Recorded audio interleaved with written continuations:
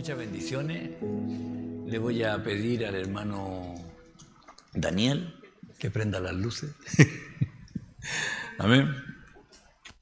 Vamos a esperar, ahí vienen entrando algunos hermanos. Hoy comenzamos la segunda carta, la segunda carta a Timothy. Amén. Vamos a orar al Señor, dando gracias por la oportunidad que nos da de poder compartir de su palabra. Y le voy a invitar que se ponga en pie un momento y vamos a orar. Amén. Padre, en el nombre de Jesús, Señor, le damos gracias en esta hora por la bendición que usted nos da de poder juntarnos, Señor, en este lugar, poder compartir su palabra, Señor, poder escudriñar en ella. Le doy gracias por la presencia de los hermanos que han llegado hasta este lugar. También, Señor, le doy gracias por el grupo de la escuela bíblica que se reunió a orar, Señor, previamente a esta reunión. Y yo ruego que la gracia suya sea en todo momento sobre cada uno de los hermanos, de los que vendrán, de los que van a servir. Le ruego, Señor, por los que están pasando tiempo de aflicción. El hermano Luigi, Señor, bendígalo, a la familia de él también, y a cada uno de los hermanos que están pasando por situaciones complicadas. Usted sea, Señor, haciendo la obra en cada uno, en el nombre de Jesucristo. Amén y amén. Pueden tomar asiento.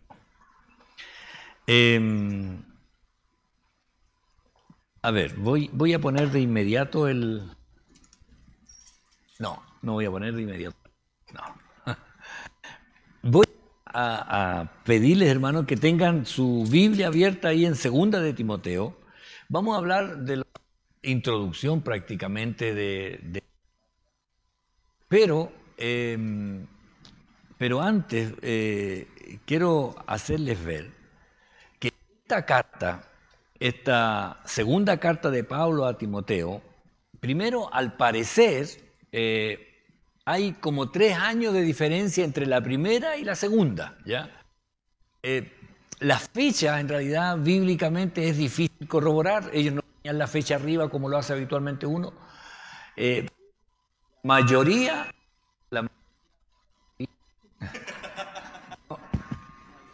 Amén. ¿Está todo bien? Sí. Amén. La mayoría de los estudiosos le dan como 3 años, ¿ya? Le dan como 3 años de diferencia entre la primera y la segunda. Y entre medio de las dos cartas, se supone que Pablo le escribió a Tito, ¿ya? Entonces, hay como 3 años de diferencia ya entre las dos cartas. Así que, para que lo tengan presente de lo que estamos hablando. Si pudiéramos ordenar cronológicamente las cartas de Pablo, desde la primera que escribió hasta la última, eso era lo que iba a poner, como que de repente tiende a acoplar, ¿ya? Una síntesis cronológica, ¿ya? Una síntesis cronológica de las cartas de Pablo, ya más o menos las escribió entre 17 o 20 años, ¿ya? Las cartas no son así como en el año tanto escribió una para otro lado, no. Hay 17 mínimo y máximo 20 años de diferencia entre la primera y la última. Entonces, entre el año 50 y 53, ya durante el segundo viaje misionero de Pablo, escribe la primera carta a los tesalonicenses y la segunda carta. Son las primeras cartas que escribió a esa iglesia, ¿ya? Luego, alrededor del año 54 o 58 después de Cristo, escribe estas otras cartas: 1 Corintios, 2 Corintios, Gálatas y Romanos. Después, alrededor del año 59 al 63, ya en el primer encarcelamiento que tiene él allí en Roma, donde al parecer estuvo más relajado porque ahí tuvo una casa, alquilaba y lo visitaban, y ahí escribe Colosenses, la carta a la iglesia de Éfeso, Filemón y Filipenses, ¿ya? Y en el segundo encarcelamiento, entre el año 64 al 67, más o menos, escribe estas últimas cartas, ¿ya? La primera carta a Timoteo, que lo dejó como pastor ahí en la iglesia de Éfeso, luego le escribe a Tito, y la última carta, al parecer, es esta segunda de Timoteo, que es cuando anuncia que ya su muerte está cercana. Este más o menos, ya no es la exactitud misma, pero más o menos es el orden que la mayoría de los estudiosos dan a los escritos del ministerio del apóstol Pablo, ¿ya? Debo decirle que, sacando la cuenta, Pablo al parecer murió alrededor del año 67, 68 y vivió, el ministerio de él duró como 34 a 40 años, ¿ya? No fue corto, yo siempre pensaba que había sido un ministerio cortito.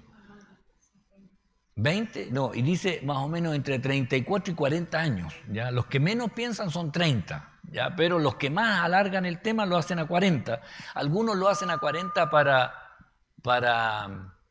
ponerlo dentro de un número bíblico, ¿ya? Como Moisés, 40, 40, ¿ya? Bueno, pero indistinto, cuando estemos allá arriba le preguntamos ahí a Pablo cuánto le duró la cosa, ¿ya? Y murió, dicen que nació, la fecha de nacimiento de Pablo la dan en el año 5, después de Cristo, la dan en el año 5. Que en el tiempo que cuando Jesús, en el ministerio de Jesús, en el año 30 hasta los 33 años, Pablo podría haber tenido unos 20 y tantos años. Era un joven. En la muerte de Esteban era un joven estudiante que guardó la ropa de los que apedrearon a Esteban, ¿ya? Pero ya era parte de algo importante. Entonces, vivió más o menos hasta los 60 y tantos años, 70, más o menos, si saco bien la cuenta, hasta los 72 más o menos, parece. Era un anciano peladito, dicen algunos. ¿Ah? Claro, más o menos, como 60 y tantos años. ¿Ya? Así que, para que más o menos consideremos, ¿ah? Era joven, sí, joven. 60 y tantos años, joven.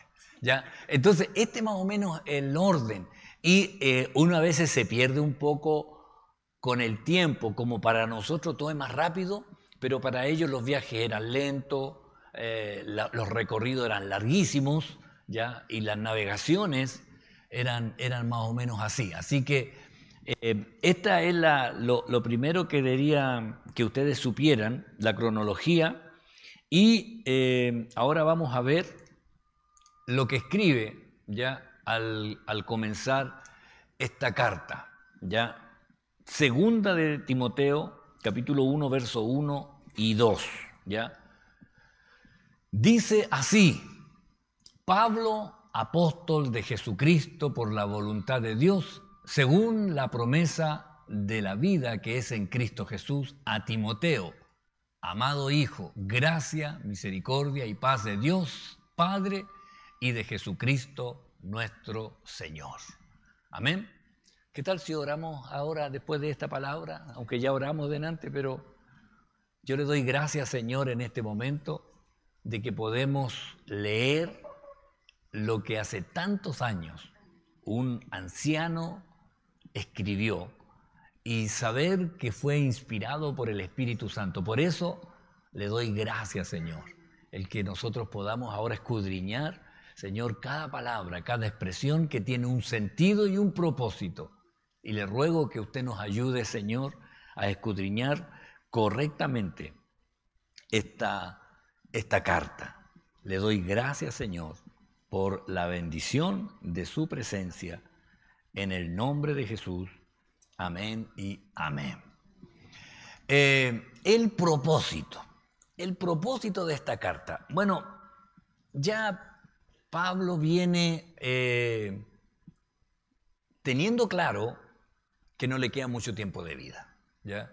Se ha salvado de una y de otra. Lo han sacado casi muerto de un lugar, lo han tratado de aprender, oiga, pero él ya sabe Entonces, en esta carta, que ya es la final, si usted supiera que a lo mejor tiene que escribirle a alguien y ahí usted empieza a tratar de desbordar todo lo que tiene, porque lo primero que hace Pablo, le dice a Timoteo, las ansias de verlo. Fíjese que ahí, en esta vamos a verlo más adelante, le dice allí, procura venir pronto a verme. Oiga, esta es una parte así como, por favor, ven a verme ahí, procura venir pronto a verme. En 2 de Timoteo 4:9 lo vamos a ver cuando lleguemos allá. ¿Ah? Él ya está pensando en que va a morir pronto, así que quiere verlo, ya quiere verlo. Lo segundo, tenía encargos para Timoteo. Le dice, toma a Marcos, Juan Marcos. ¿Se acuerda que tiene un rollo ahí con Juan Marcos? ¿Ya? Que cuando en el primer viaje que lo acompañó ahí, Juan Marcos arrugó en el viaje y le dijo, ¿sabes qué más? Chao. Chao, no te quiero, no sirve para el ministerio. Oiga, qué malo hablo, ¿eh? No sirve para el ministerio.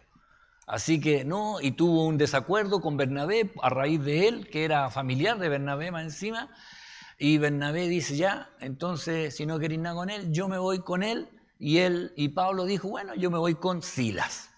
Y al final lo que fue un desencuentro se transformó en el duplicar el viaje misionero, porque fueron 2 personas en vez de haber ido a un solo lugar, sino que fueron doblemente, ¿ya? Entonces, y ahora Pablo le dice, toma a Marcos y tráelo contigo porque me es útil para el ministerio. Oiga, qué bueno que uno ahí se desató antes de partir.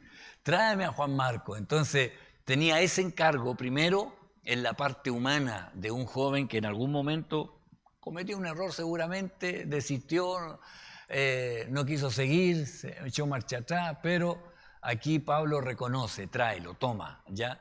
Y trae cuando vengas el capote que dejé en Troas, en casa de Carpo, los libros y mayormente los pergaminos, ahí también aparece. Entonces, no solamente quería arreglar el tema con Juan Marcos o dejarlo públicamente claro de que Juan Marcos era útil al ministerio, también un poco el desorden de Pablo de andar dejando botadas las cosas en cualquier lugar, ¿ya? Los libros, el pergamino y el capote, ¿ya? Entonces, este encargo, el emocional, los encargos de las cosas físicas, y fíjese, que sea luego, porque dice en el 21, procura venir antes del invierno, procura venir antes del invierno. Eubulo te saluda y Pudente, Lino, Claudia y todos los hermanos, procura venir. ¿Cómo decía, hermana? Sí, ya venía el invierno y se le quedó la chaqueta ya. Entonces, el propósito parece un poco humano el tema, parece medio humano porque ahí entre quiero verte luego, te encargo estas cosas y que sea pronto, ¿ya? Y que sea pronto. Entonces, pero en esta carta también quiere decirle algunas cosas que quizás no alcanzó a decirle, por eso llega pronto antes del invierno. Le da, ahora vamos a ver esta advertencia sobre las herejías, ya lo habló en la primera carta, la falsa enseñanza, le va a hablar de la fidelidad, el celo por la sana doctrina, le va a hablar de la paciencia en las tribulaciones, va a insistir en la valentía que debe tener por la causa de Cristo, ya que el apóstol Pablo sigue viendo algunos rasgos de timidez ya en Timoteo. Le va a decir algunos versículos que vamos a ver más adelante relacionados ahí con la forma que tenía, ¿ya? No todos, bueno, uno se da cuenta que cada persona es distinta, ¿ya? Pueden criarse en el mismo hogar, con la misma enseñanza, pero al final son distintos. Y mi suegra siempre hablaba de la mano, decía que la mano tiene 5 dedos, todos distintos, todos sirven para distintas cosas, pero al final la mano no serviría de nada si no están los 5 juntos. La iglesia es así, todos somos distintos, pero todos tenemos una función distinta. A veces nosotros cometemos el error que queremos que todos hagan lo mismo, ¿ya? Hay iglesias que aún más hasta se visten uniformemente, ¿ya? Para ser como más unidos, pero al final no es, si no es eso. La unidad va del corazón, ¿ya? Del amarnos, ¿ya? Y del cumplir el propósito. Ahí es cuando estamos bien unidos, ¿ya? Pero no es porque tenemos que vestirnos igual. Hace muy poco me encontré con una hermana que ahora usa velo, un velo ahí, se tapa la cara así. No es musulmana, es de una iglesia pentecostal que las mujeres tienen que usar velo, ¿ya? Entonces, todas las mujeres usan velo, y eso ya es una cosa que no tiene un trasfondo espiritual, sino que más que nada, y los hombres todos andan ahora con un terno oscuro o con corbata oscura, ¿ya? Así que es como uniformarlos nomás para ser de esa iglesia, y el que llega ahí tiene que hacer eso, si no, no entra, ¿ya? Bueno, triste, pero bueno, es la parte humana. Yo digo, bueno, Dios ve en realidad todas estas cosas, pero de toda la iglesia habrá algo bueno, ¿ya? ¿Saldrá algo bueno de ojos de agua? Eso vamos a ver. Vamos viendo. Primero, ahora entramos ya a los versículos del primer saludo, la introducción.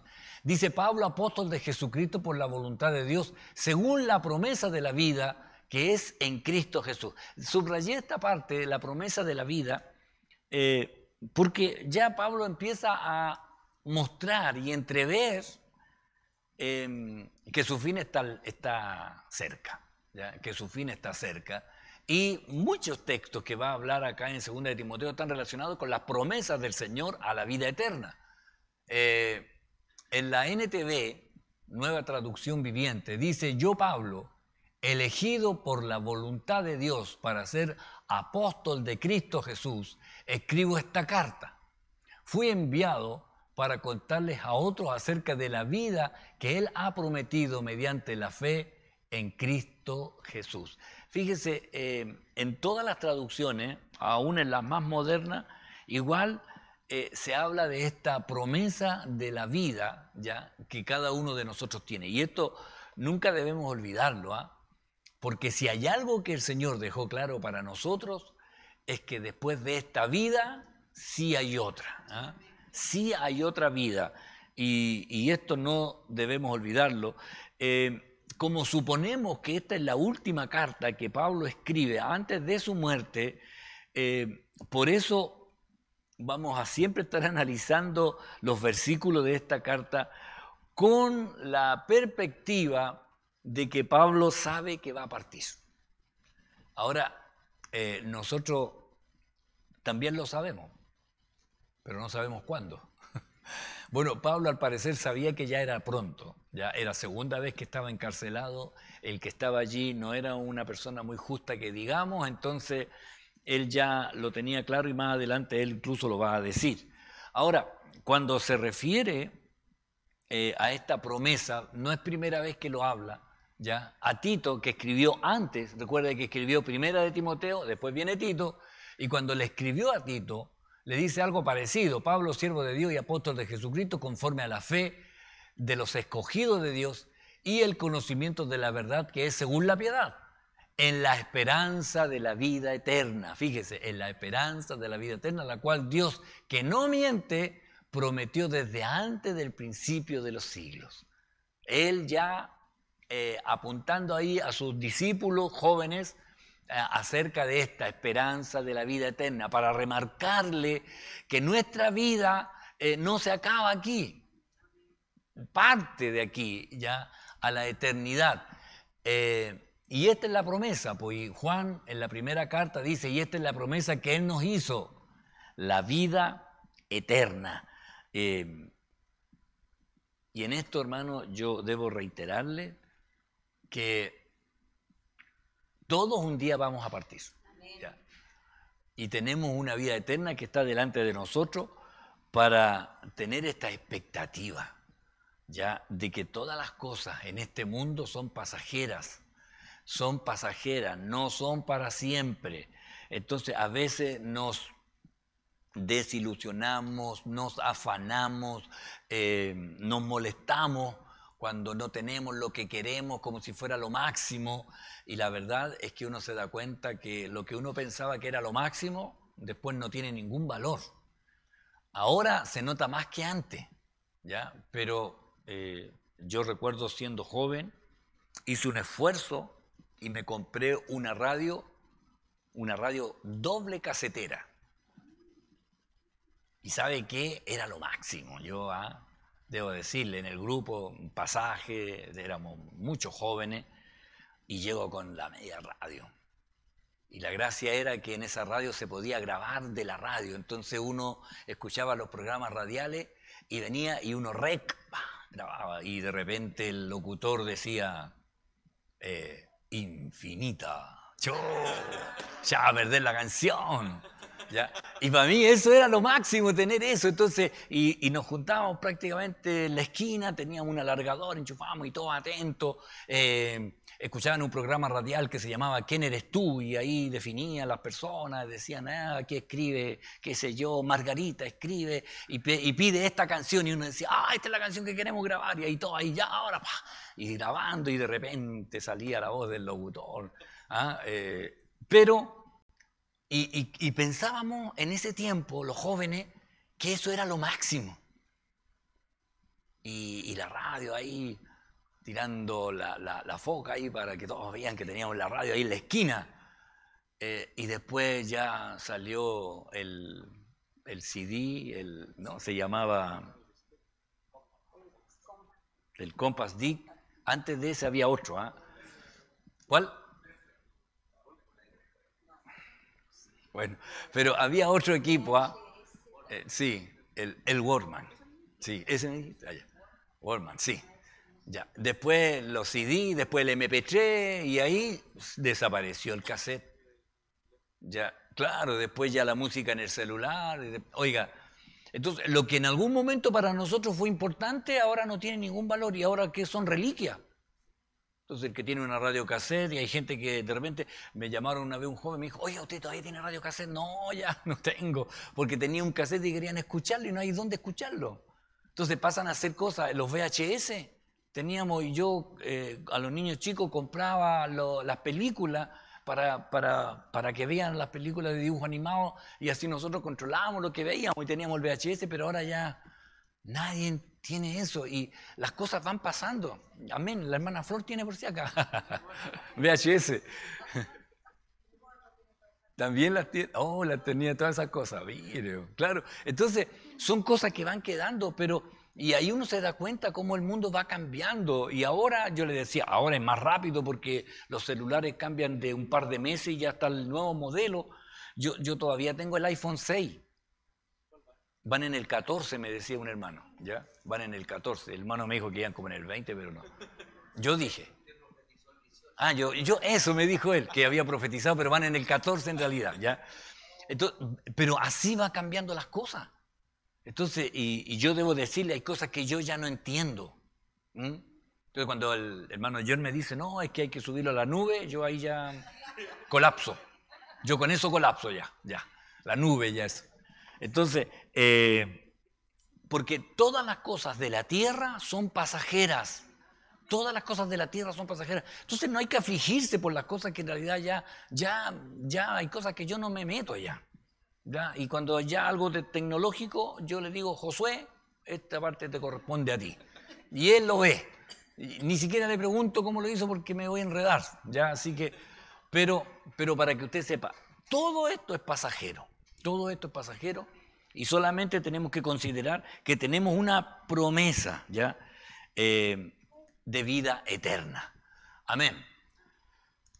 El verso 2 de la introducción, a Timoteo. Aquí Pablo le especifica, a Timoteo, amado hijo, que tengas gracia, misericordia y paz de Dios el Padre y de Jesucristo nuestro Señor.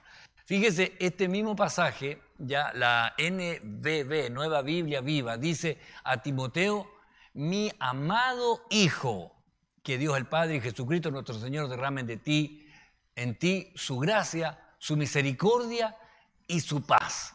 Ahora, ¿por qué? Mire, a Timoteo, a ver, en griego, la palabra amado hijo lo traduce literalmente como mi hijo genuino, ¿ya? Y usa esta palabra en realidad a diferencia de todas las que he usado, porque cuando le escribió a Tito, le dijo a Tito, verdadero hijo en la común fe. Cuando le escribe en la primera carta a Timoteo, le dice a Timoteo, verdadero hijo en la fe. Pero ahora, cuando escribe la segunda, habla de amado hijo o hijo genuino. Entonces le da otro énfasis a Timoteo en esta segunda carta, ¿ya? Quizás como querer darle una mayor importancia. Recuerde que el carácter de Timoteo era bajo perfil, era tímido, no le gustaba confrontar, parece, las cosas. Leía un análisis que alguien por ahí hacía respecto a la personalidad de Timoteo y claro, tímido, quitado de bulla, no le gustaba ser el centro de mesa de las reuniones, trataba de estar ahí nomás y le gustaba escuchar más que hablar, decía el hombre que hacía este análisis. Le gustaba escuchar más que hablar, ¿ya? Así que por eso yo creo que Pablo habla y le pone este título, mi hijo genuino, mi hijo genuino, como decir, aquí tengo toda mi, mi confianza en ti, mi heredero, una cosa así. Así que cuando le habla a Timoteo, le habla de estas dos cosas. Le dice, primero, que es el hijo genuino, en la fe, obviamente que es por la fe, no era un hijo carnal, ya era un hijo por la fe, pero le habla que tengas gracia, ¿ya? Y la gracia, recuerde que es lo inmerecido, ¿ya?, sobre nosotros. Entonces le está hablándole de lo inmerecido de él estar allí. Ahora, cuando el Señor nos habla a nosotros y nos dice que somos siervos inútiles, ¿eh? Y esa palabra está en las Escrituras y por tanto tiene que ser verdad. O sea, nadie puede decir, no, aquí hay un error. No, inútiles. Porque lo que da énfasis el Señor está respecto a que hacemos lo que nos corresponde hacer y nada más, ¿ya? Es como usted clasifica el trabajo que está haciendo su corazón en este momento, está haciendo lo que le corresponde hacer, bombear. Entonces no hace nada más. El corazón no va a hacer otra cosa, ni filtrar la sangre, no, él no va a hacer eso, él bombea nomás. Hay otro que está filtrando, que si no me equivoco es el hígado, ¿ya? Por ahí pasa, creo, y ahí deja las cosas, no sé, o riñón, algo ahí, ya. Pero otro órgano está haciendo el otro trabajo. Pero el corazón manda nomás, para todos lados. La sangre tiene que llegar a todo rincón y listo. Y esa es su función. Entonces el corazón no podría decir, oye, agradézcanme, pues yo estoy haciendo un esfuerzo soberano aquí en esto. No. Es lo que el Señor lo hizo para eso. Y nosotros igual. Entonces de repente así decir, oye, yo en realidad tengo harto aquí de lo que he hecho para el Señor, me merezco una corona más grande. Hubo un tiempo en los años 80, las perlitas, en los años 80 se habló mucho de las perlas, ¿ya? Y se hacía una competencia entre las perlas que tenía Gigi Ávila y Billy Graham. ¿Cuál de los dos tenía una corona más grande? ¿Ya? No lo hacían ellos, los predicadores, sino otros que estudiaban y hablaban de las perlas. Entonces, la verdad es que todo lo que hacemos es lo que Dios ha destinado que nosotros hagamos.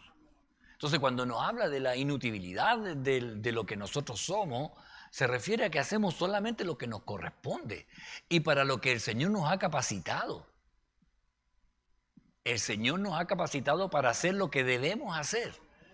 Y ahí uno no puede decir, no, es que me está dando más de lo que... No, nunca Dios va a dar más.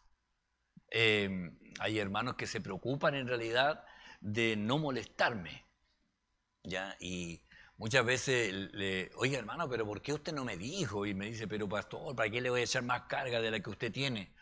Y le digo yo, bueno, entonces Dios se equivocó.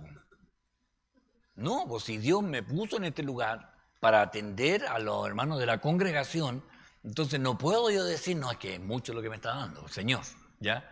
O sea, el Señor sabe hasta dónde podemos soportar. Entonces, aún en las tribulaciones que pasamos, lo que Dios permite que pasemos, el Señor sabe que las podemos pasar. Si no, no lo permitiría. Entonces, cuando le reclamamos al Señor, diciéndole, Señor, ¿por qué a mí? Y se decía, ¿y por qué no? ¿Por qué no? A ver, ¿qué pasa? Entonces uno tendría que decirle, no, pero es que yo no sirvo. No. El Señor dice, ya te capacité. Es que yo no puedo soportar esto. No, pues si yo te doy fortaleza. Es que, y ahí uno empieza a buscar la forma de decirle, Señor, te equivocaste, pero el Señor nunca se equivoca. Entonces, cuando Pablo le habla a Timoteo de la gracia, es para que él entienda que no depende de él, sino que es la gracia de Dios actuando por medio de él. Y todo lo bueno que uno pueda encontrar en lo que se ha hecho es la gracia de Dios que se manifestó para que todo saliera como Dios quería. Luego le habla de la misericordia. Ahora, la gracia es la que nos perdona el amor de Dios, pero la misericordia es la piedad, es el amor de Dios al perdido. La misericordia es el amor de Dios al miserable. Puedo decir más palabras, pero alguien puede decir, pastor, ya córtela. Pero estábamos perdidos. Estábamos en la miseria espiritual. No teníamos forma de llegar a Dios. Si el Señor no hubiera hecho lo que hizo, nosotros estaríamos adorando a la Pachamama. Porque eso es lo que los mapuches adoran. O sea, los originarios. Los originarios de este lado, la Pachamama y todo eso. Y creeríamos que es lo máximo para nosotros, porque no conoceríamos la gracia de Dios que es en Jesucristo, la misericordia que nos miró porque estábamos perdidos y íbamos a hacer eso nosotros. No era otra cosa. Y de pronto el Señor sale al encuentro de nuestra vida, nos muestra un camino y nos promete vida eterna. Y ahí cuando Pablo le habla a Timoteo, la gracia manifestada de Dios, la misericordia que nos miró en la condición que estábamos, y paz, que es lo que necesitamos, la paz, en este mundo tan convulsionado. Oiga, ¿cómo estamos viviendo hoy? Ya nadie está seguro en ningún lado, ni en la casa. ¿Ya? Entonces, ¿dónde está nuestra confianza? No en el pestillo, no en la reja metálica, en Dios. ¿Ya? Que Él es el que está allí guardándonos, porque es lo único. Entonces hay mucha gente que está viviendo en realidad en una crisis, ¿ya? De inseguridad, de crisis de pánico, de no querer salir, todo lo que está pasando. Ya hay gente que no ve las noticias, ¿ya? Porque la noticia lo único que le hace infundir ansiedad y temor. Pero en Cristo debemos entender de que estamos en Él. Y Él nos guarda y Él nos cuida. Pero yo debo decirle también, no quiere decir que nunca le va a pasar nada. Porque igual estamos en esa situación, igual estamos viviendo en este mundo y sabemos, y que si nos llega a pasar algo no es porque Dios se haya olvidado. Seguramente está dentro de su plan y propósito. Y a lo mejor a usted le ha pasado últimamente algo que usted no esperaba que pasara, pero pasó. Y uno ahí llega a decir, Señor, es tu voluntad. Es tu voluntad sobre mi vida. En 2 de Timoteo 1:6, fíjese cómo le dice ya a Timoteo respecto a cómo debe ser y el cambio que debe hacer en él. Dice, por lo cual te aconsejo, ya, aquí no lo manda. Muchas veces le dice, te mando, haz esto. Aquí te aconsejo que avives el fuego del Dios, del don de Dios que está en ti por la imposición. Y aquí, viendo a lo mejor despertar, queriendo despertar esa timidez ya de Timoteo en estas primeras palabras, ya en los 6 primeros versículos que ya el próximo jueves vamos a avanzar, despertar el bajo perfil o lo poco o lo incapaz que a veces él quizás se sentía. Porque muchas veces, y yo lo he escuchado y yo también muchas veces lo dije, no, yo no soy capaz para esto. Pero al final es Dios el que capacita. Es Dios el que pone en realidad en nuestra vida las cualidades para poder desarrollar lo que Él espera que hagamos. Entonces te aconsejo que avives, te aconsejo que despierte lo que está en tu corazón, lo que puso Dios para realizar el plan, el propósito, lo que Él quiere hacer. Muchas veces, hermano, muchas veces yo me sentí descalificado para hacer lo que Dios esperaba que yo hiciera. Entonces, cuando alguien a mí me hablaba del pastorado, en mi interior yo decía, yo sé que no sirvo para eso. Sí, yo sé que no sirvo para eso. Es como que alguien me dijera, usted va a ser un cantante cristiano, claro, va a tocar el teclado, y yo decía, pero si ni siquiera canto bien. ¿Me entiendes? Entonces, si me apoyara en lo que yo creo que soy, nada. Entonces, cuando me hablaban del pastorado, yo decía, yo sé que no, porque yo no tengo dedos para el piano. ¿Entiendes? O sea, yo no sirvo para eso. Yo quiero ser siempre un ayudante. Ese era mi sueño, ser el ayudante, siempre el ayudante de alguien físicamente, ayudante del pastor, pero no pastor. Y ese era mi sueño. Y para mí era lo ideal eso, ser un buen diácono. Era lo que yo quería hacer. Pero el Señor quería que yo estuviera aquí. Y eso para mí no era, le digo así, no era grato. Pues yo me sentía súper cómodo en mi forma de ser, sin tener que hablar mucho, sin tener que estar delante de las personas. Entonces, todo eso para mí era bueno. Siempre escondido detrás. Si alguien necesitaba algo, yo se lo ponía. Si necesitaba pizarra, yo la iba a buscar. Si quería hablar en él, yo iba. No, ni un problema. Entonces, cuando el Señor me empezó a empujar a esto, yo decía, Señor, no, yo no sirvo para esto. Pero el Señor tuvo que decirme, no, pues yo te llamo. No es Él, no, yo.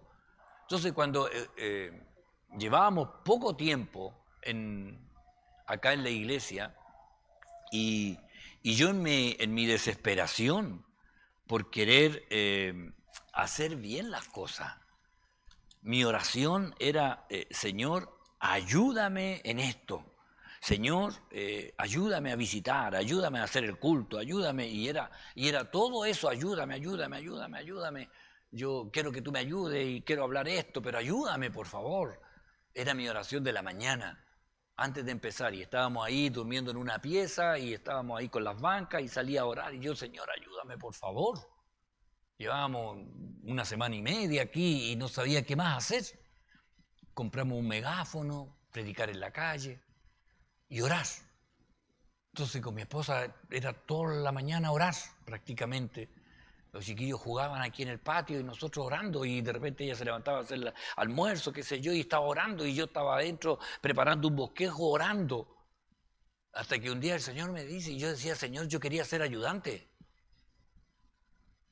Y por eso le decía, pero ahora yo necesito que tú me ayudes, le digo. Yo necesito que tú me ayudes. Entonces era como diciendo, ahora yo soy el Señor y Él es mi ayudante, una cosa así.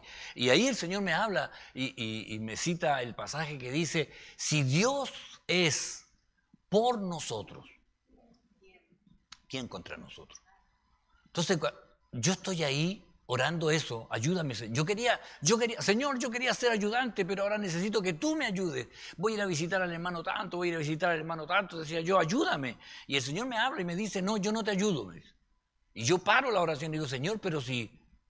Y ahí me cita, si Dios es por, entonces yo voy por ti. no vas tú, voy yo. Yo voy a visitar y en ese momento yo iba a ir a visitar al hermano Dorian, a la hermana Sara Cáceres. Entonces yo, aparte que no sabía dónde vivían, y el Señor me dice, yo voy por ti. No soy tu ayudante, yo voy, tú me ayudas. Y ahí yo descansé. Eso era lo que yo quería. Yo le ayudo. Ya. Y ahí salió que yo le decía, si alguien tiene algún reclamo, no me digan a mí, háblenle al jefe, yo soy ayudante nomás. ¿Ya? Porque el Señor sabía cuál era el deseo. Entonces el Señor también conoce su deseo. Él conoce cuáles son sus perspectivas, cuáles son sus anhelos, pero Él va a cumplir. Y si hay algo que usted dice, no, porque yo no soy capaz para esto, el Señor dice, pero yo te voy a capacitar. ¿Por qué? Porque Él va por. Entonces, como en el fútbol hacen un cambio en el equipo, salgo yo y entra el Señor. Y yo me quedo en la banca. Y Él hace toda la jugada y después cuando le dice, te pasaste, sí, pero era porque estoy reemplazando. ¿Me entiende? Entonces igual le tira flores al que salió. Ya si no fuera por ese, no estaría aquí yo jugando. El Señor es por nosotros. Entonces, Pablo quiere que Timoteo avive ya el fuego del don de Dios que está en él. Entonces, ese al hacerlo reaccionar. ¿Alguien quiere decir algo, hermano? Ahí viene el micrófono. El Junior Fabio. Aquí, el Daniel. Que pensaba en lo que decía usted recién y claro, de repente uno le pide mucho ayuda al Señor cuando uno es el ayudante y en eso, cuando el pueblo de Israel estaba saliendo de Egipto, los israelitas como que tienen miedo porque los egipcios de nuevo cambiaron su corazón. Claro. Y vuelven a empezar a perseguirlos, Claro. Salen y los ven de lejos, que van el medio ejército, y le piden a Moisés que ore para que lo ayuden. Sí, y el sí. Señor le dice a Moisés, dice el versículo 15 del capítulo 14 de Éxodo, luego el Señor le dijo a Moisés, ¿por qué clamas a mí? Dile al pueblo que se ponga en marcha. Es como, oye, ponte las pilas y es lo que Deja tienes de que hacer. molestar. No siempre, o sea, obviamente siempre es bueno orar, Claro, pero cuando sí. uno sabe lo que tiene que hacer, Hay que uno hacerlo. tiene que hacerlo. Y obviamente, claro, uno puede pedirle al Señor, Señor, quítame la timidez, dame valentía y muchas otras cosas, pero siempre va a ser más importante avivar el fuego Eco. por el propósito que el Señor nos ha dado de predicar y las limitaciones humanas fuera. Hay que levantarse y avanzar. Claro, ese pasaje que dice Daniel, en realidad cuando el Señor le dice a Moisés, ¿por qué clamas a mí? O sea, y Moisés podría haber dicho, bueno, ¿y a quién voy a pedirle? Una cosa así. Pero no. Y es, ¿por qué clamas a mí? Porque yo ya te dije, o sea, partan nomás y yo voy a hacerlo, ¿entiendes? Y a veces en eso nos quedamos, en el clamor. Pero hay un momento en que uno tiene que actuar por fe, entendiendo que Dios nos capacitó para realizar la tarea. ¿Ya? Él prepara aún el corazón del que nosotros le vamos a predicar a alguien, pero el Señor prepara el corazón, imagínense. O sea, ¿qué más? ¿Ya? Y lo único que Él espera es que nosotros hablemos. Amén. ¿Alguien más quiere decir algo antes de... Hermana Luz. ¿Sabe, pastor, que yo cuando era joven tenía, bueno, todavía me queda un hermano, pero mis hermanos eran como bien malos, ya, o sea, malos. Típico Ya, hermano. y hacían pasar mucha rabia a mi papá. Ya. Ya, y mi mamá, como ella no era cristiana, mi papá era el que era cristiano. Entonces, mi mamá como que a ellos los protegía y siempre como que les escondía sus cosas. Entonces, y hacían cosas malas, pues yo no las veía. Y mi papá sabía. Entonces, yo sabía de mi papá, yo lo veía como él sufría o lloraba solo, porque veía que no sabía cómo encauzar el asunto, porque mi papá era uniformado y hay veces que se tenía que embarcar por mucho tiempo. Y mi mamá no, pues les encubría sus cosas. Ya. Entonces esa era la palabra. Y un día yo dije, yo de todo mi hermano, de los 4, fui la única que seguía al Señor. Sirvo al Señor de ese tiempo. Y la verdad es que cuando era joven yo, y un día le dije, estaba así como enojada, y así, pero después me así como por las cosas que hacía mi hermano, y le dije, Señor, yo estoy tan agradecida de haber decidido seguirte, Señor, a ti, porque a ti te sigo, Señor, y estoy tan contenta de haberte seguido y seguirte, una cosa así como haberte elegido, una cosa así le dije yo. Ya, claro. Y el Señor me dijo que Él no me había elegido, no, que yo no lo había elegido a Él. Él la eligió a usted. Él me eligió a mí. Claro. Y yo me sentí como, me dice, te elegí del vientre de tu madre, me dice. Claro. Y yo me sentí tan así, yo dije, Señor, ¿cómo me elegiste del vientre de mi madre? Si mi mamá no es cristiana, no está ni ahí con la palabra del Señor. Claro, uno dice... Una cosa así, y el Señor me lo dijo completo, y porque me vas a servir. Y me dijo todo el versículo y yo todavía no leí. Yo era joven y todavía no leía bien la Biblia. Ya. Pero después cuando fui empezando a conocer la palabra, estaba ahí la palabra. Entonces fue como que me dio así como un coscacho así.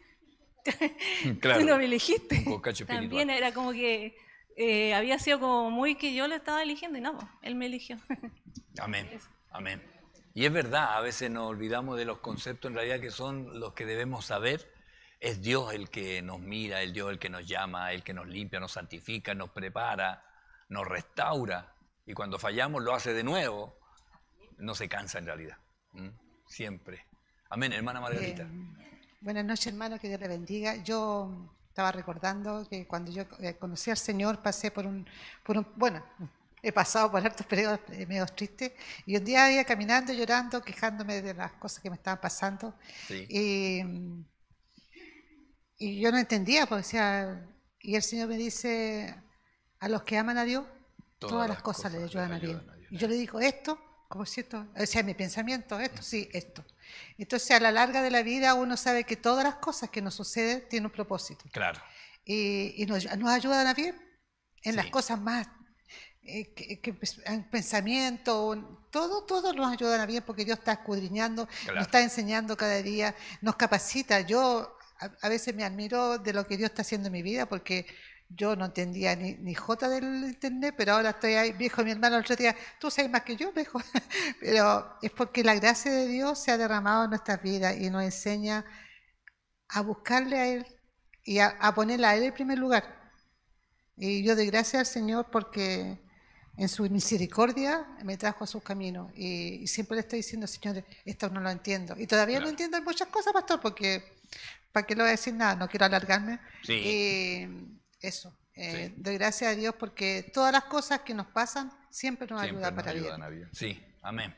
Al final, recuerde que Pablo siempre apuntando a la promesa de la vida eterna, a la promesa de la vida eterna, apuntando más allá de lo que nosotros pasa en nuestra vida terrenal. Amén.